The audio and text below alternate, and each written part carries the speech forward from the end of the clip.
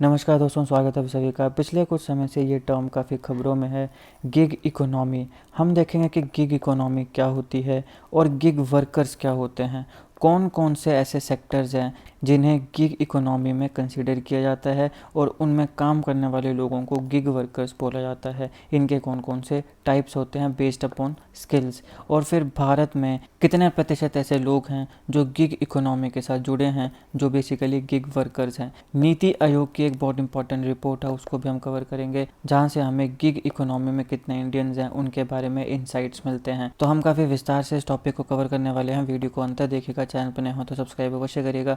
Politics, economy, GK, geography, science, environment, ecology की तमाम videos के लिए एक बार हमारी प्लेलिस्ट को जरूर चेक करिएगा। आप किसी भी एग्जाम की तैयारी कर रहे हो, हमारी प्लेलिस्ट को कंटेफे के बाकी वीडियोज़ को देख के आपको काफ़ी हेल्प मिलने वाली है, इसलिए समय निकाल के हमारे चैनल को जरूर चेक करिएगा। चलिए शुरुआत करते हैं। देखिए दोस्तों, गिग इकोनॉमी एक ऐसा सिस्टम है जहाँ पे फ्लेक्सिबल, शॉर्ट टर्म और फ्रीलांस वर्क या जॉब मिलती है।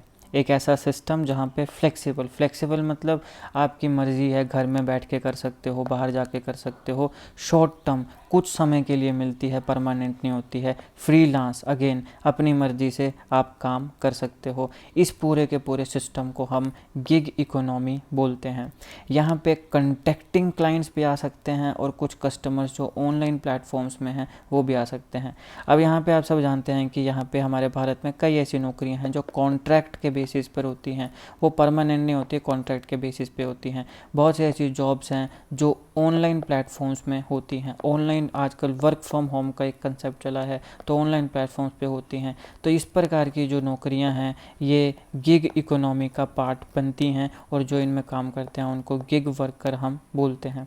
जो भी इंडिविजुअल्स गिग इकोनॉमी का पार्ट हैं वो गिग वर्कर्स बनेंगे। उसमें कॉन्ट्रैक्ट भी आएंगे और उसमें ऑनलाइन भी आएंगे। तो जितने वर्क फ्रॉम होम वाले लोग हैं, ऑनलाइन प्लेटफॉर्म्स में काम करने वाले लोग हैं, वो क्या बन गए? वो गिग वर्कर बन गए। क्यों? क्योंकि वो गिग इकोनॉमी का पार्ट हैं।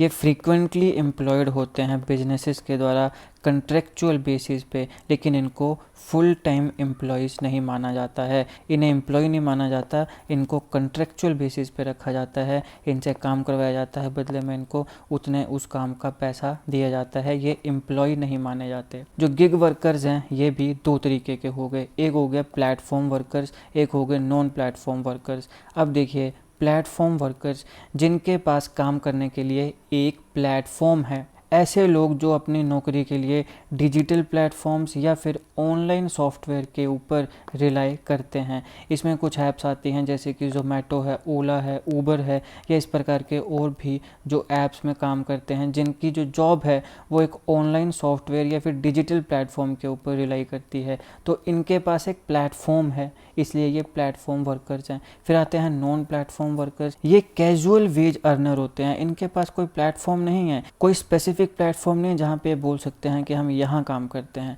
ये कैजुअल वेज अर्नर होते हैं, कभी एक के साथ काम कर रहे हैं, कभी दूसरे के साथ, कभी तीसरे के साथ।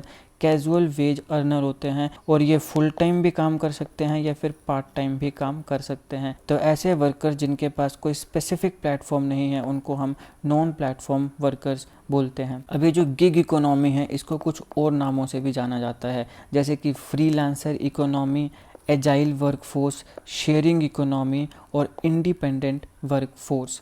27 जून 2022 को नीति आयोग ने एक रिपोर्ट को रिलीज़ किया जिसका टाइटल था India's booming gig and platform economy. ये रिपोर्ट बड़ी इंपॉर्टेंट है, India's booming gig and platform economy.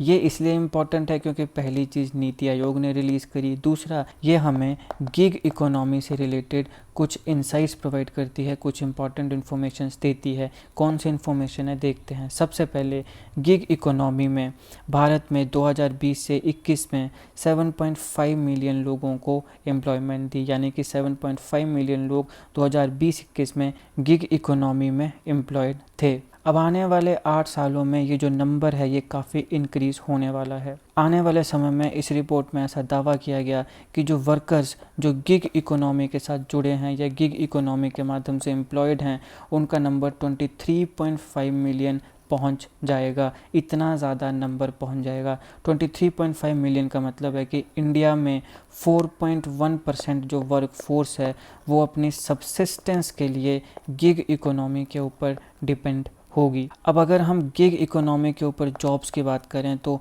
Skills के बेसिस पे वो 3 तरह की जॉब बनती है, high skilled jobs, medium skilled jobs और लो स्किल्ड जॉब्स। अब यहाँ पे देखते हैं कितनी कितनी परसेंटेज है। हाई स्किल मतलब जहाँ पे स्किल्स थोड़ी हाई होंगी, मीडियम मतलब मीडियम सी होंगी, लो मतलब कुछ ज़्यादा स्किल्स नहीं होंगी। तो 22% वर्कफोर्स जो गिग इकोनॉमी में है वो हाई स्किल्ड जॉब्स में है, 47% मीडियम स्किल्ड जॉब्स में है और 31% लो स्किल्ड जॉब्स में है। तो सबसे ज़्यादा जो वर्कफोर्स है गिग इकोनॉमी में वो कहाँ पे है? मीडियम स्किल्ड जॉब्स में, फिर लो स्किल्ड जॉब्स में और सबसे कम हाई स्किल्ड जॉब्स में। अब यहाँ पे देखिए महिलाएं जो हैं वो मोर लाइकली हैं कि इस प्रकार के जो प्लेटफॉर्म्स हैं वहाँ पे वो जॉब करेंगी अपनी एजुकेशन के बाद या फिर शादी के बाद। ये सर्वे जब भारत में अर्बन एरियाज़ में किया गया तो वहाँ पे ये पता चला कि जो महिलाएं हैं, जो वुमेन फोर्स है, वो ज़्यादातर आफ्टर एजुकेशन या आफ्टर मैरिज इस प्रकार की नौकरियां लेती है। अब देखिए हमारे भारत में जो फीमेल लेबर फोर्स पार्टिसिपेशन है वो भी काफ़ी कम है, 16 से 23%। महिलाओं के साथ साथ जो हमारे पर्सन्स विद डिसेबिलिटीज़ आते हैं, जो कि हमारे भारत की 2.11 to 10% पॉपुलेशन बनता है, उसका भी जो लेबर फोर्स पार्टिसिपेशन है वो काफ़ी कम है, मात्र 36%, 36% ही है।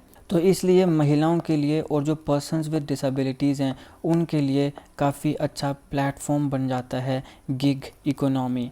अब हम इसके एडवांटेजेस की बात करते हैं। देखिए जो गिग इकोनॉमी है ये वर्क करने के लिए, काम करने के लिए जो एम्प्लॉई या एम्प्लॉयर है उसको काफ़ी एडेप्टेबल बना देता है रिक्वायरमेंट्स के लिए। ये इसकी एक एडवांटेज है। एम्प्लॉयर की जो रिक्वायरमेंट है उसके लिए एम्प्लॉय को ज़्यादा एडेप्टेबल बना देता है। दूसरी बात है कि फ्लेक्सिबल लाइफस्टाइल देता है, जहाँ मर्जी आप जॉब कर सकते हो। आप घर में बैठ के जॉब कर सकते हो, घर के बाहर जॉब कर सकते हो, कहीं घूमने गए हो होटल में 3-4 घंटा बैठ के नौकरी कर सकते हो, रिश्तेदारों के घर जॉब कर सकते हो।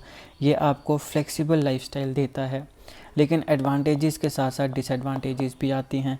इसकी डिसएडवांटेजेस क्या हैं? यहाँ पे क्योंकि जो एम्प्लॉयज़ हैं उनको फ्रीक्वेंटली एम्प्लॉय किया जाता है बिजनेसेस के द्वारा या कॉन्ट्रेक्चुअल बेसिस पे उनको एम्प्लॉयमेंट मिलती है, तो यहाँ पे कई अलाउंस है जो उनको नहीं मिलते हैं। जैसे कोई बीमार हो गया या फिर जो हाउसिंग एक्सपेंसेस होते हैं, ट्रैवल एक्सपेंसेस होते हैं, प्रोविडेंट फंड है, इस प्रकार की जो चीज़ें आपको बाकी जॉब्स में मिलती हैं वो यहाँ पे इस प्रकार की जॉब्स में नहीं मिलती हैं। किसी भी प्रकार का जो अलाउंस है उससे आप वंचित रह जाएंगे। फिर दूसरा, ऐसे कई प्लेटफॉर्म्स हैं जहाँ पे जो गिग वर्कर्स हैं उनको काफ़ी कम वेजेस मिलते हैं, बहुत ही कम तनख्वाह मिलती है और उनके पास जॉब सिक्योरिटी भी नहीं होती, क्योंकि मैंने कहा कि यहाँ पे कॉन्ट्रैक्ट बेसिस पे होता है तो ये टेम्परेरी होती है। जब तक नौकरी है, जब एम्प्लॉयर का मन करेगा वो निकाल सकता है। आपके पास कोई भी जॉब सिक्योरिटी नहीं है। तो एक तो जॉब सिक्योरिटी नहीं है, दूसरा जो आपकी तनख्वाह है, वेजेस हैं, वो भी काफ़ी ज़्यादा कम है, तो ये भी इसकी डिसएडवांटेज में आता है।